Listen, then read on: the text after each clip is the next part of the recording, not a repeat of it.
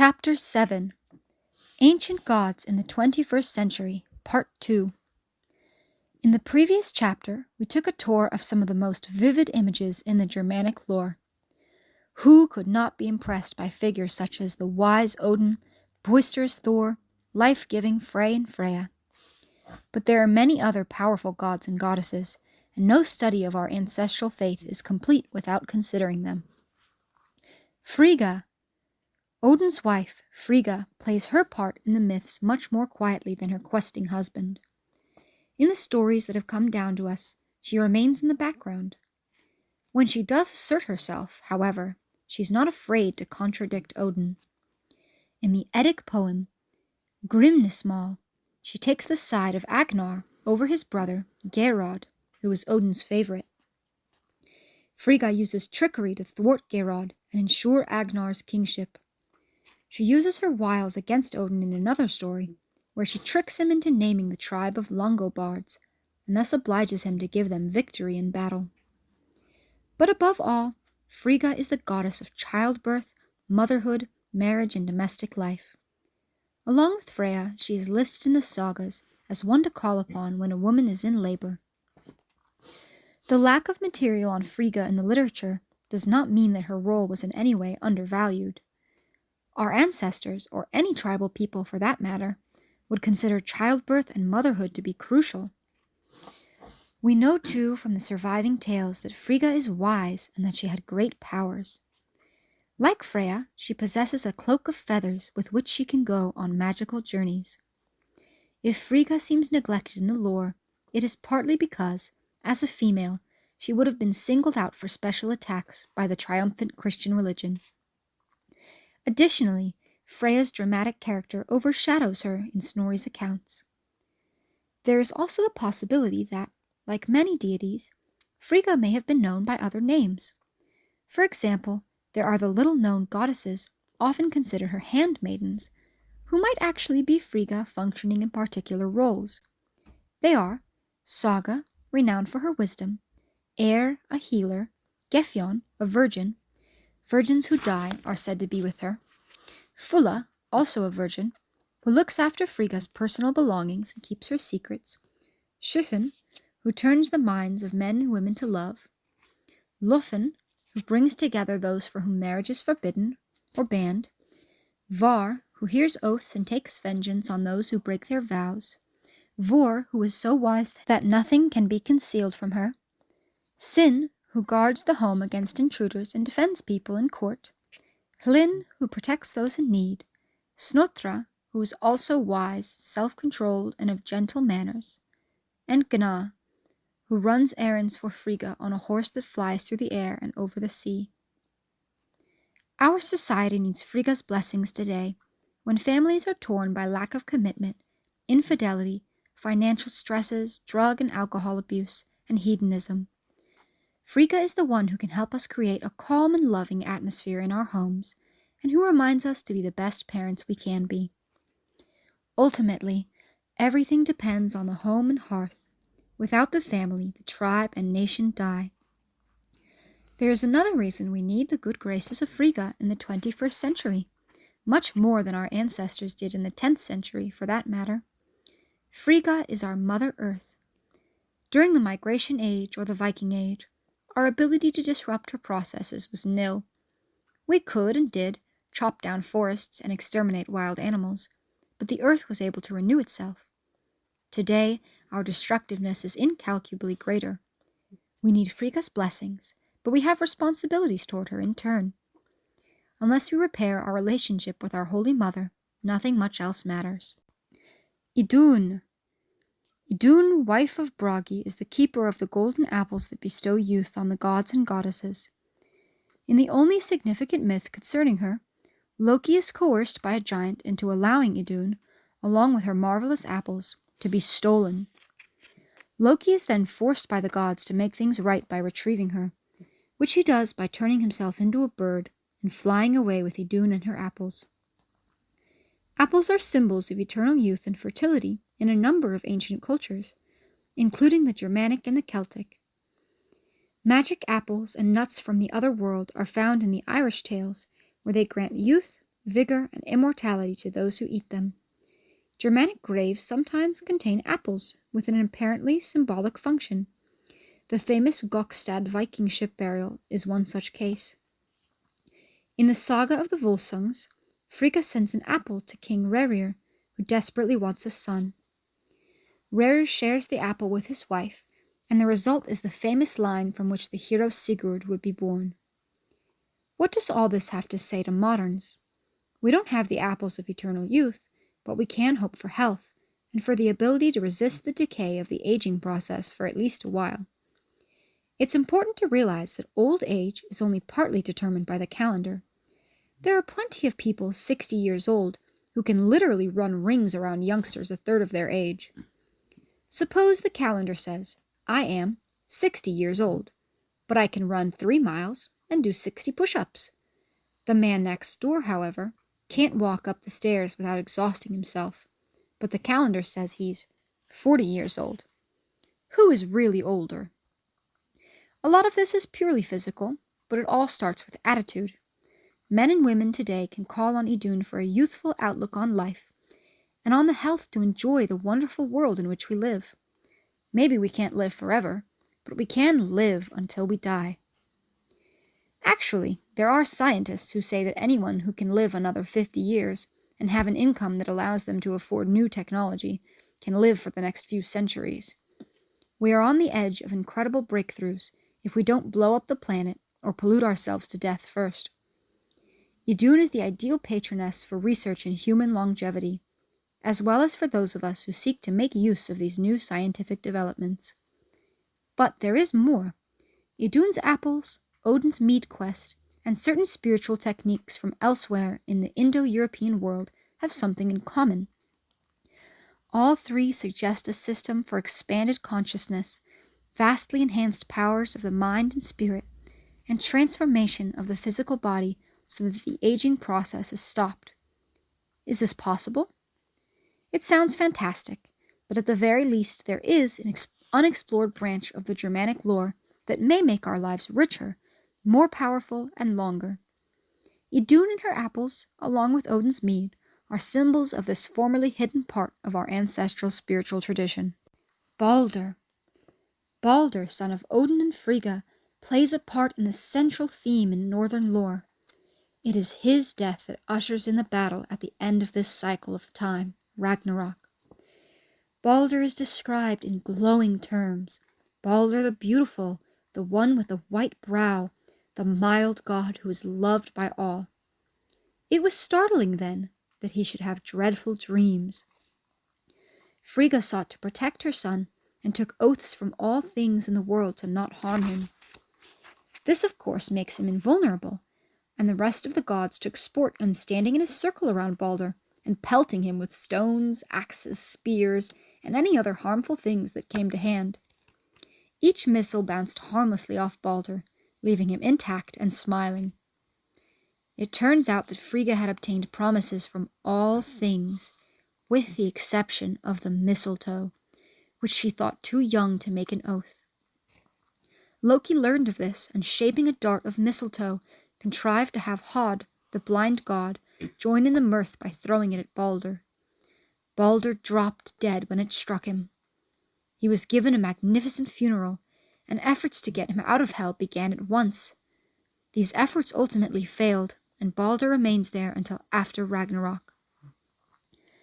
Victorian-era writers made Balder something of a pretty boy among the gods, painting him as somehow different from the rest of the rough-and-tumble Germanic deities. Others have made him into a sort of Nordic Christ. These interpretations fail. For one thing, the name Balder means warrior. This is substantiated by a version of the myth in the writings of Saxo Grammaticus that portray Balder as a mortal warrior who fights great battles to win the hand of a beautiful woman.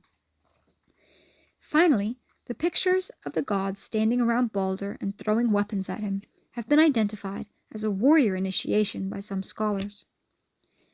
Could it be that Balder is not a soft-speaking bringer of peace at all, but just another Germanic god associated with war?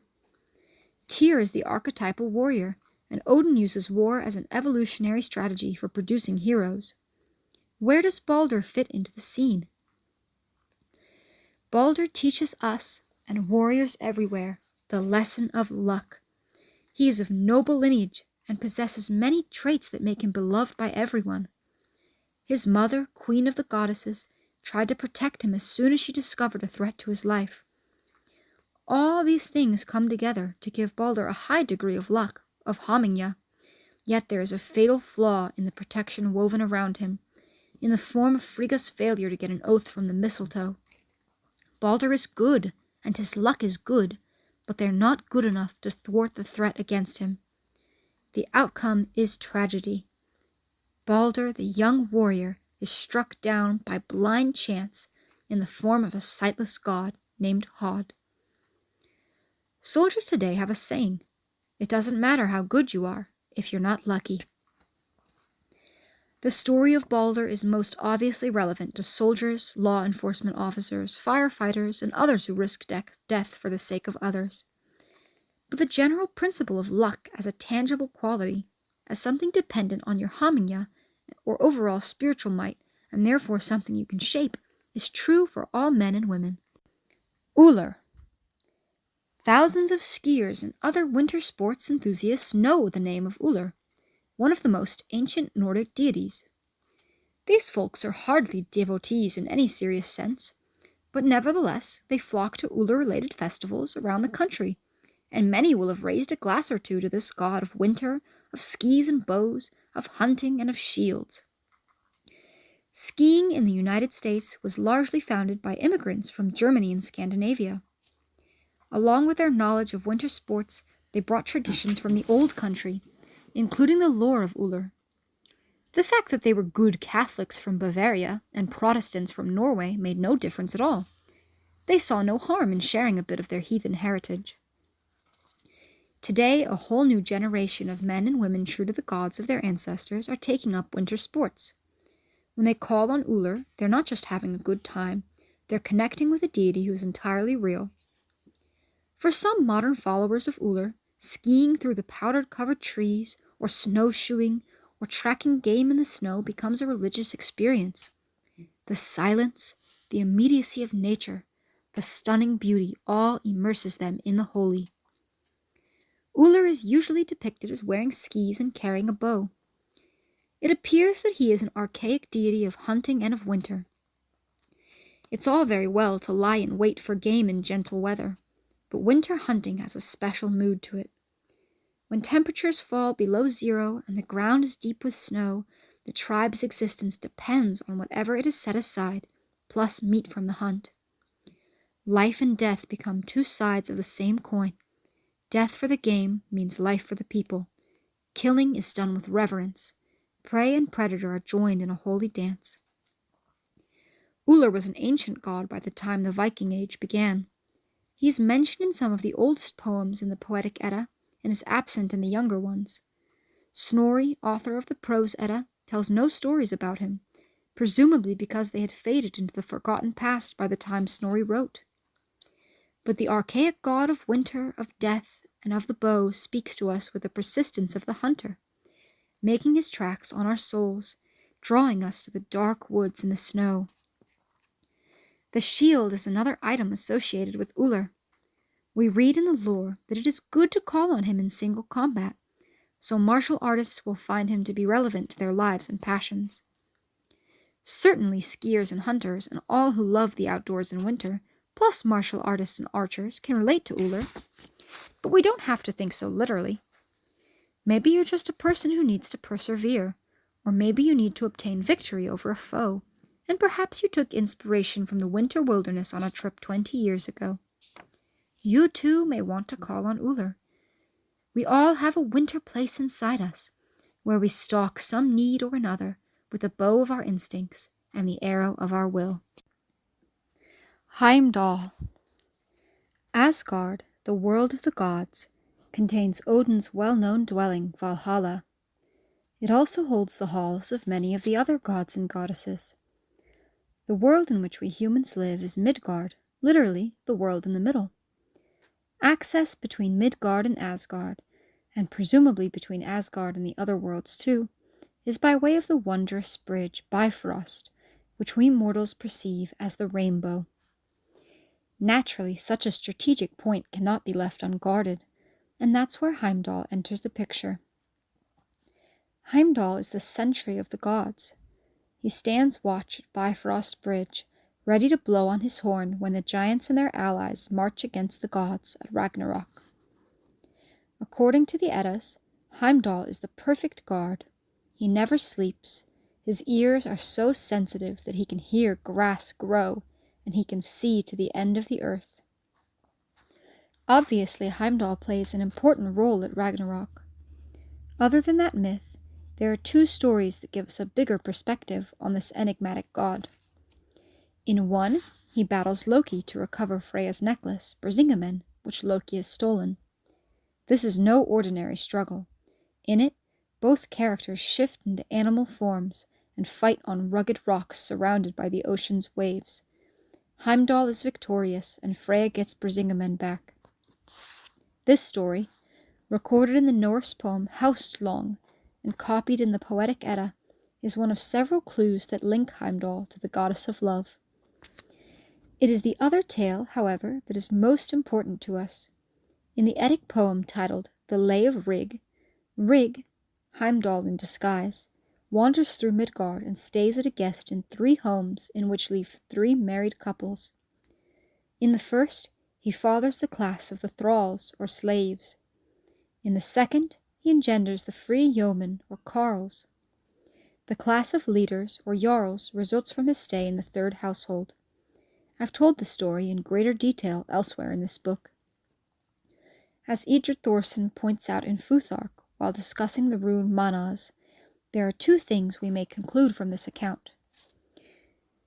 From the standpoint of the Germanic peoples as a whole, Heimdall established the organic social order of our traditional society.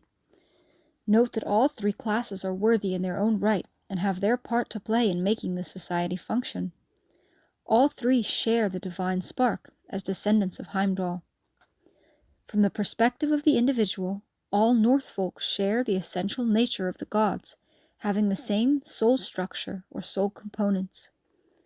The implication of this kinship is that our destiny is to grow ever more like the gods themselves. Heimdall, then, is the personification of the Manas rune. This rune name means man, meaning not necessarily a male, but merely a person. But the inner meaning is the illuminated man, the initiate into the mysteries, the perfected man. Perfected not in the sense of being a finished and unchanging product, but in the sense of possessing the same inner structure as the gods themselves. We have the same nature as the gods, but on a much, much smaller magnitude. There are 2 ways in which Heimdall is of concern to us today. In a more limited sense, he is the natural god of anyone who works in the security field, from the ordinary guard patrolling factory areas at midnight or controlling entry into a public building, to Border Patrol agents and the thousands of employees at the Department of Homeland Security. But don't we all need vigilance? We all watch over our homes and over our children. Each of us looks out for our interests and guards against threats to our livelihood, our status, and our reputation. With our senses sharp, we sweep over our surroundings for anything or anyone that might harm us. The Eddic poem Havamal is full of advice about warnings and prudent self-protection. To that extent, Heimdall is a god for every man and every woman. When we consider the esoteric aspects of Heimdall revealed in the Lay of Rig, we see that the white god is our ancestral link within the divine. As such, he reminds us of our godly potential. Any one of us who aspires to self-transformation, to the realization of our holy heritage, can look to Heimdall for an inspiration. Such a spiritual aim transcends the centuries and makes Heimdall our god today, just as he was our ancestors' god a millennium ago. Sif. Sif, wife of Thor, is overshadowed by her blustery husband. It's hard to compete with the god of thunder when it comes to getting attention. We know little about her. Sif plays a role in a tale where Loki, mischievous as ever, cuts off her beautiful blonde hair while she slept. Thor, furious, threatened to smash Loki with his hammer, but Loki promised to set things right. And indeed he does. Journeying to the realm of the dwarves, Loki convinced 2 of them to make a replacement for Sif's glorious mane out of real gold. Unlike ordinary gold, however, when placed on her head it grew just like her natural hair. The dwarves also made 2 other treasures of the gods, Frey's magic ship, Skidbladnir, and Gungnir, Odin's spear. It has been speculated that Sif's locks represent the crops growing in the fields, and that cutting them stands for the harvest. Some scholars find problems with that explanation, but it would be logical for Sif, wife of Thor, to be a goddess of ever-growing fields, considering Thor's connection with fertility. The rain-yielding thunderstorm could have been seen by our ancestors as the love-making of Thor and his beautiful wife. Every woman who has been married to a man resembling Thor, and that would be many women indeed, can identify with Sif. Their relationship, such as we can see of it, may be more like that of the average couple than the bond between Odin and Frigga. Sif holds her own as a model and patron for many wives. In her role as goddess of the fertile field, Sif reminds us where food comes from.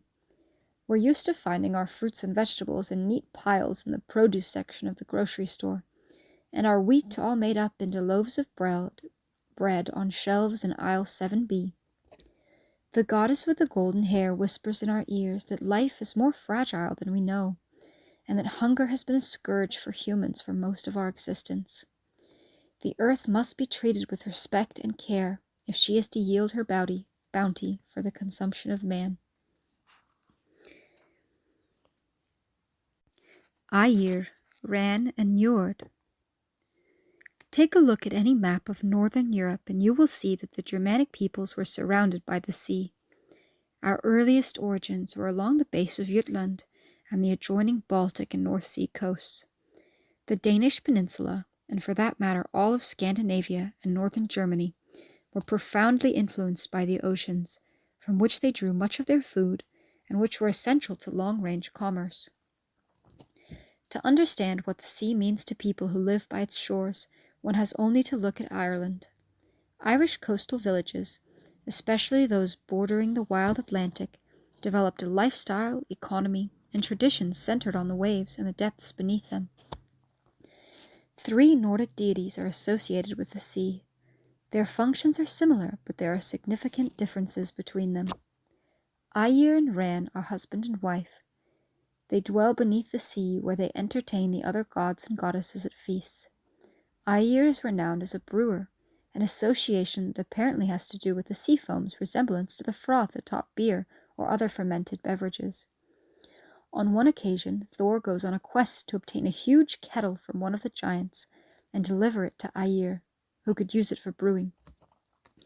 Aegir's wife, Ran, uses a net to trap drowned sailors and bring them to the hall, where she and her husband entertain them. They presumably share feasting and laughter much as Odin's champions in Valhalla. A popular belief in Iceland was that a drowned person had been especially well received in Aegir's hall if he was seen at his own funeral feast. Njord is also a god of the sea, but in a different sense than Aegir. Aegir, the brewer and hall master on the ocean bottom, receives the drowned voyagers who are gathered in Ran's net. Njord's position is somewhat different. He is the father of Frey and Freya, the lord and lady of the Vanir. We might reasonably expect him to be like them, involved with prosperity and the accumulation of wealth, and this is indeed the case. Njord is the god of ships and shipping. His hall is named Noatun, meaning the place of ships.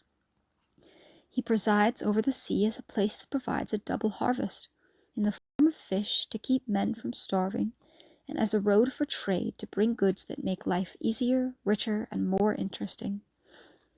As we have seen throughout this chapter, some things don't change much from century to century, or even from millennium to millennium.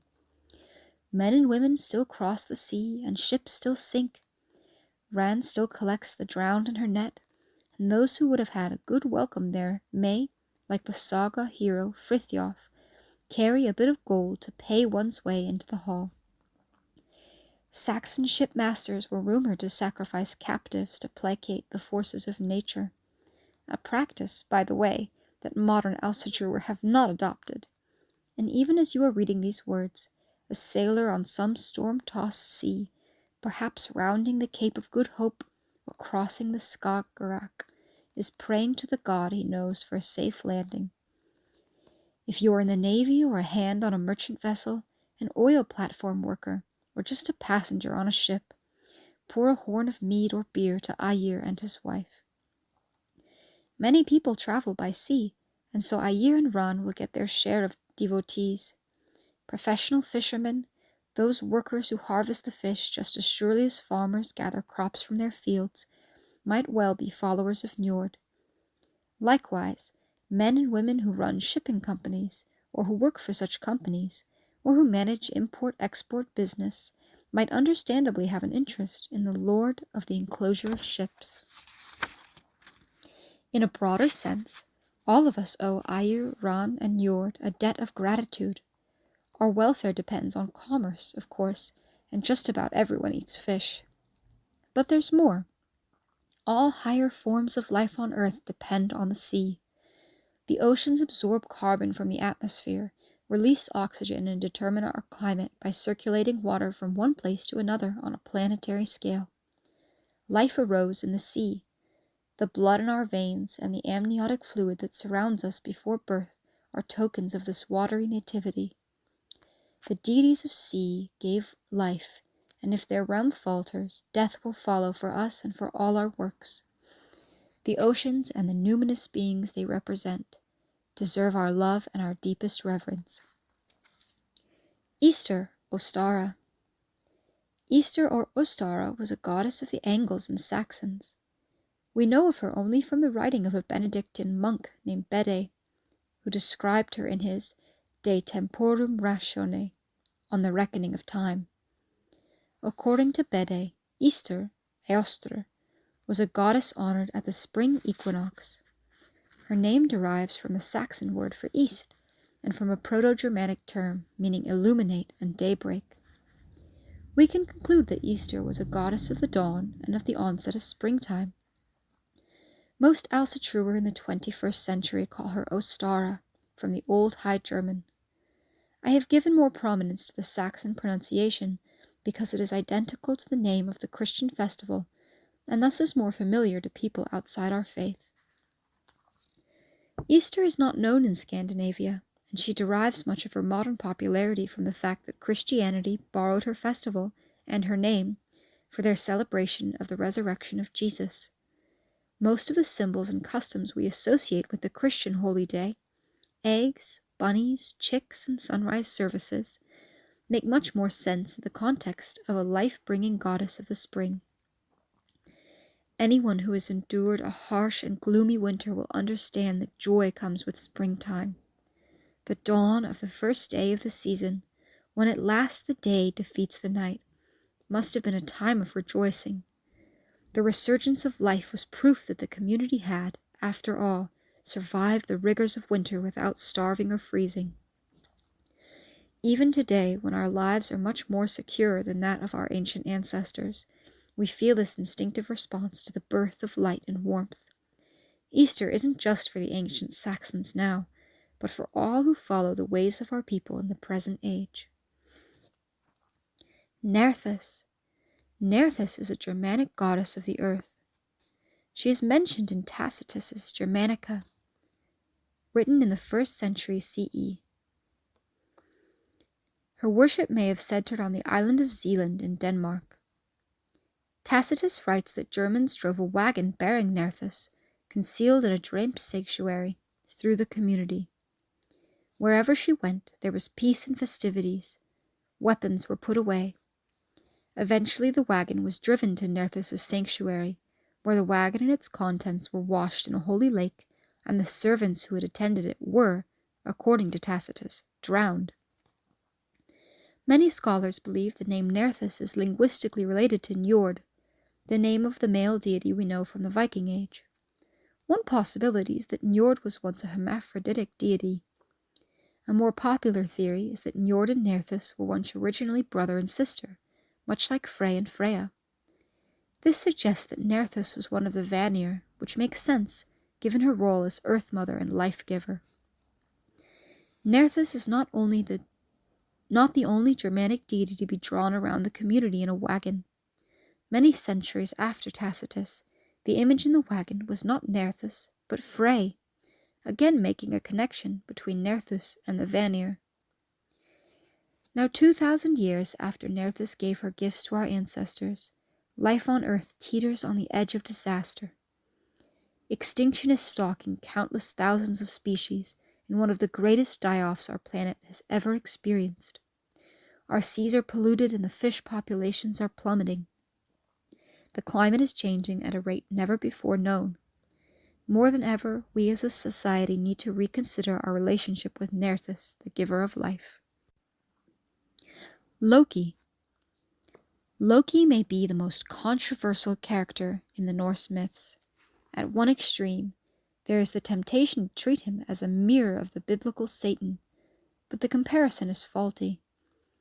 While Loki is certainly exasperating, irritating, and mischievous, he is not the arch-fiend, the prince of darkness that haunts Christianity. At least, not in the beginning.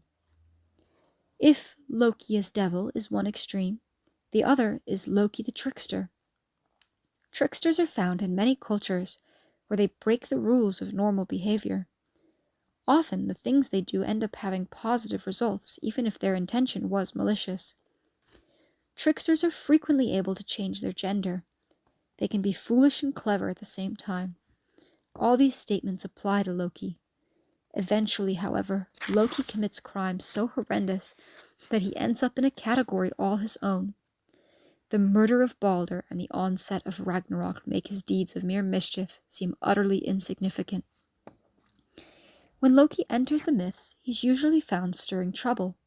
He steals Thor's hammer, or robs Freya of her necklace, or arranges the theft of Idun's apples.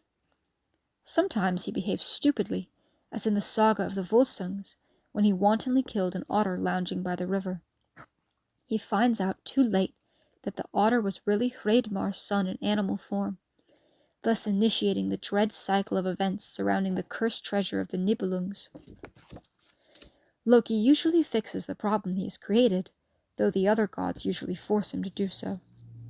Sometimes the gods come out ahead, as when Loki, after cutting off Sif's hair, returns from the home of the dwarves with her new hair of gold, a magic ship for Frey, and Odin's spear. Loki is not so much evil as he is greedy and weak, at least in most of the myths. In defending Loki's role, one can point out that he keeps the action going. When things get stale and static, Loki can be depended upon to cause a crisis that will precipitate a whole new sequence of events, for better or worse. There is a qualitative change in this pattern when he instigates the death of Balder. Loki fashions a dart from the one thing in the world that could harm Balder, the humble mistletoe. Placing the missile in the hand of blind Hod, he guides the throw that strikes Odin's most beloved son, dead. This is a cosmic catastrophe and brings on Ragnarok. Loki flees the angry gods, but is eventually captured and chained to a rock where a serpent continually drips burning venom on him. His wife Sigyn holds a cup to catch the poison, but when she goes to empty it, the drops fall on Loki, and his writhing is the cause of earthquakes. At Ragnarok, Loki will be free, as well as the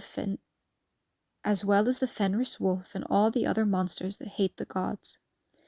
Loki will steer the dread ship Naglfar, made of the fingernails and toenails of the dead. He and Heimdall will fight against each other for the last time, and both will die. The end will come so that there may be a new beginning.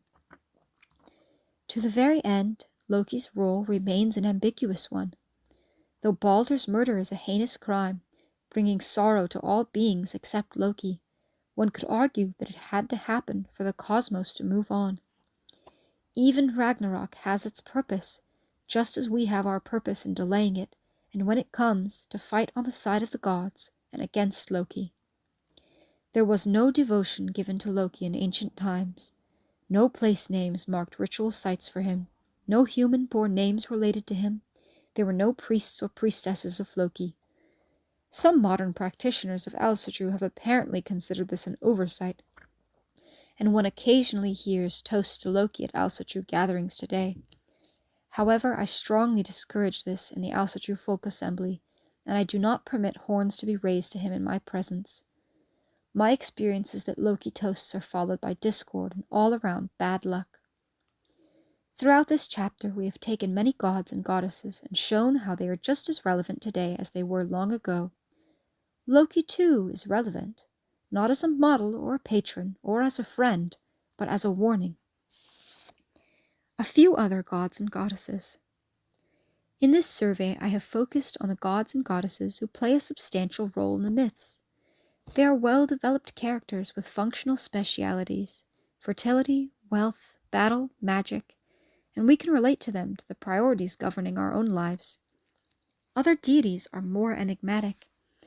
Some are little more than names and have no surviving tales to tell us about their character and why we may want to approach them.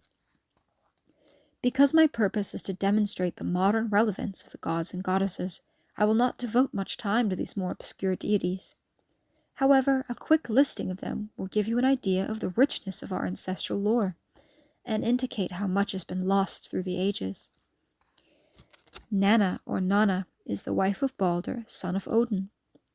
Forseti is a son of Balder and Nanna, and a reconciler of disputes. Vidar is a son of Odin, very strong, who will slay the wolf Fenris at Ragnarok. Bragi is famous for his eloquence and poetry. Skadi skis through the winter landscape while hunting with her bow. Vali, son of Odin and Rind, is a good fighter and a sharp shooter. Hod is a blind god who throws the dart that kills Balder. Saxnot is one of the divine ancestors of the Saxons. Friagabis, giver of freedom, was the goddess of the Frisians. Mani, while perhaps not exactly a god, is the personification of the moon. Sol, likewise, is the personification of the sun. The holy powers and us. Our ancestors called on the gods and goddesses for every conceivable reason, most of them immediate and tangible. For good crops, victory in battle, easy childbirth, cure from sickness, success in love, good weather, and 100 other things. Our situation has changed a lot in the last 1,000 years or so. We are more protected from snow and ice. Our children are usually born in hospitals surrounded by medical professionals, and most of us rarely face life-threatening violence. Despite these differences, most things have remained the same. We need food, shelter, love, and lives that are fulfilling. And though we seldom think about it, catastrophe and death strike people all around us every day. The fundamental realities are much as they always have been. Our needs and wants are remarkably constant, and the gods and goddesses whom our ancestors revered are still as pertinent today as ever. Are our native gods, the ones that speak to us from old manuscripts and rock carvings, still relevant? Absolutely.